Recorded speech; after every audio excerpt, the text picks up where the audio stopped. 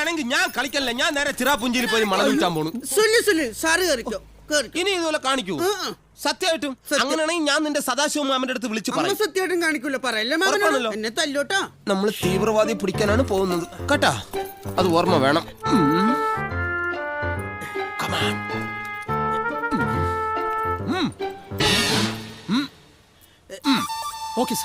എന്താ sir signal കൊടുത്തേ? അവന് മനസ്സിലായി, നിനക്ക് മനസ്സിലായില്ല സാർ? ഇവിടെ 4 ഇഡ്ഡലി 3 പരിപ്പോട 2 പഴംപൊരിയുന്നു. ആ നല്ല വിശപ്പുണ്ട്. ഓക്കെ എനിക്കും. ഇനി വന്നോ. തീവ്രവാദികളെ പിടിക്കാൻ നമ്മൾ അകത്ത് കയറുമ്പോൾ നമ്മൾ കരണം മറിഞ്ഞു വേണം പോകാൻ. അതെന്തിനാ സാറേ കരണം മറിയണത്? ഈയിടെ അകത്ത് കുഴിബോംബ് വച്ചിട്ടുണ്ടെങ്കിൽ നമ്മൾ എന്ത് ചെയ്യും? അലർട്ട്.